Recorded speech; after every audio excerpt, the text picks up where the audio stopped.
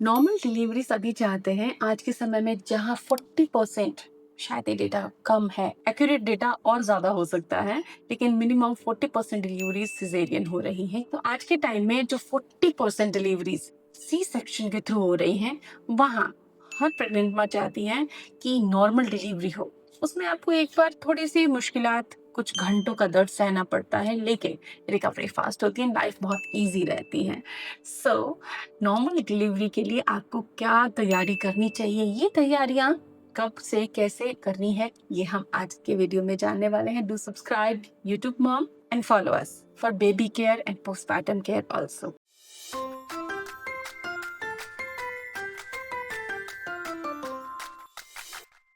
Welcome again. आज मैं बताने वाली हूँ नॉर्मल डिलीवरी के चांसेस को इम्प्रूव करने, बढ़ाने के लिए आपको क्या 10 टिप्स फॉलो करने हैं। और ये 10 टिप्स पता है, जिस दिन आपको पता चलता है कि आप प्रेग्नेंट हैं, तब से शुरू कर देने होते हैं।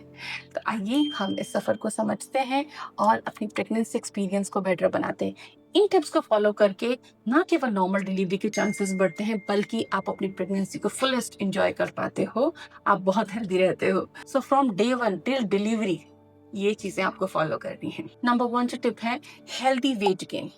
शुरू के 3 महीने वेट गिर भी सकता है, इसकी चिंता आपको नहीं करनी है। या तो बराबर रहेगा, नहीं बढ़ेगा, थोड़ा बहुत बढ़ सकता है, बहुत कम लोगों का बढ़ता है। मोस्ट ऑफ वुमेन का नोजिया, वोमिटिंग, खाने की अनिच्छा होने से वजन गिर सकता है। तो फर्स्ट 3 मंथ बॉदर नहीं होना, लेकिन जैसे ही चौथा पांचवा लगता है, भूख बढ़ती है, आप खाने लगते हो। कुछ वुमेन की गलत फूड हैबिट से, क्रेविंग के पीछे भागने से उनका वेट बड़ा तेजी से ऐसे उनका वेट राइज होता है। उनको जेस्टेशनल डायबिटीज, बीपी इश्यूज का खतरा बहुत ज्यादा रहता है। छठे महीने जाते जाते उनको समस्या चालू हो जाती है। तो वेट मैनेजमेंट बहुत इंपॉर्टेंट है, लेकिन डाइटिंग नहीं करनी है आपको।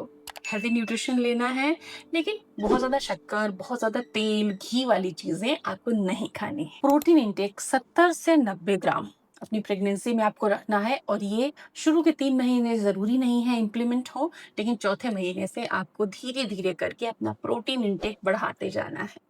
90 ग्राम तक आपको लेना है। ये एक रफ रेंज में आपको बता रही हूँ। प्रोटीन पे मेरे और भी वीडियोस हैं, आप उन्हें भी फॉलो कर सकते हैं, जिसमें रेसिपीज एंड डिशेस भी मैं बता चुकी हूँ। प्रोटीन इंटेक प्रॉपर लेने से एक तो डाइजेशन डायबिटीज का रिस्क नहीं होगा, दूसरा आपको अनहेल्दी वेट गेन नहीं होगा, तीसरा ब्लड प्रेशर का रिस्क आपको नहीं होगा, स्वीट क्रेविंग्स आपको नहीं होंगे, एंड पांचवा कि आपके बेबी का जो ग्रोथ है, जो वेट गेन आता है बच्चे का, वो बहुत अच्छे से आएगा।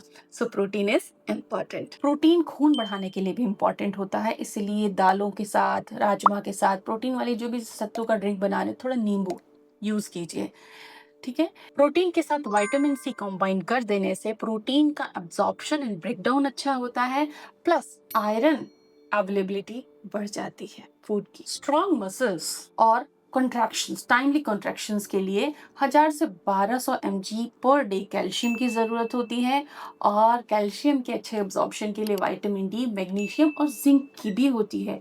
तो इंश्योर करना है आपको कि आपका कैल्शियम सप्लीमेंट और विटामिन डी, मैग्नीशियम, जिंक का सप्लीमेंट प्रॉपर है या नहीं। Consult and discuss with your doctor, ताकि आप सही सप्लीमेंट लें, क्योंकि ये सही समय पे कॉन्ट्रैक्शन लाने के लिए उत्तरदायी होता है। कई बार हम इसकी पूर्ति डाइट से भी करते हैं।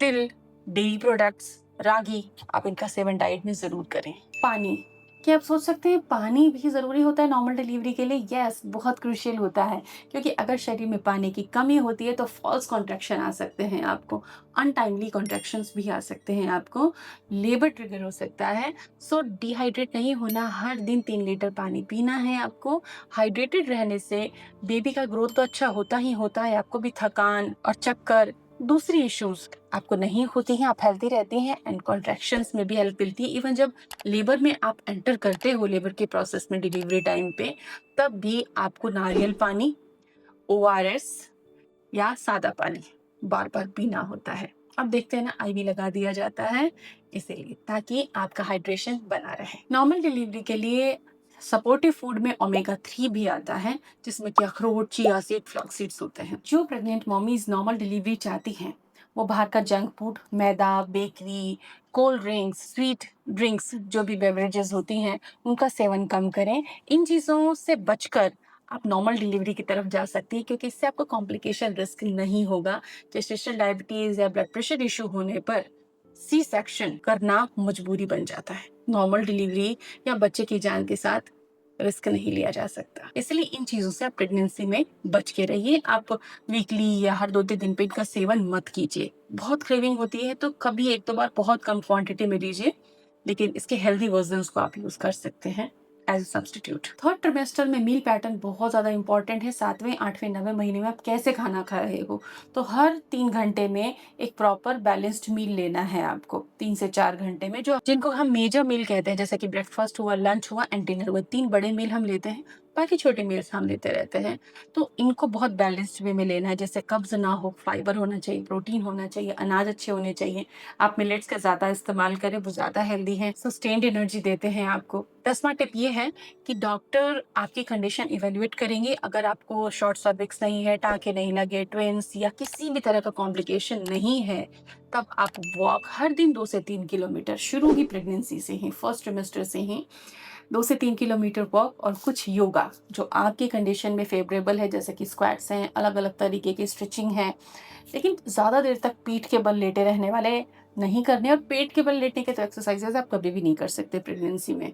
तो थोड़ी सी स्ट्रेचिंग, वॉक और योगा आपकी फ्लेक्सिबिलिटी बढ़ाता है, मसल्स को मजबूती देता है, जिससे नॉर्मल डिलीवरी आसानी से भी हो जाती है और उसके चांसेस भी बनते हैं।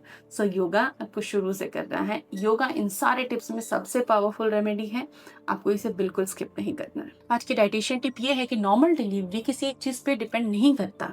नॉर्मल डिलीवरी आप मल्टीपल फैक्टर्स पे डिपेंड करता है। आपकी टोटल वेलबींग, आपके वाइटल्स कैसे हैं, बच्चे का डेवलपमेंट कैसा है, आपकी मसल्स में स्ट्रेंथ है या नहीं है, आप में हिम्मत, ताकत और मोटिवेशन है या नहीं है, बहुत सारे फैक्टर्स पर डिपेंड करता है। और लास्ट मोमेंट पे बेबी की पोजीशन, बेबी का हेल्थ, उसकी हार्ट बीट और उसके मेकोनियम डिस्चार्ज, अब से बहुत सारे फैक्टर्स पर डिपेंड करता है।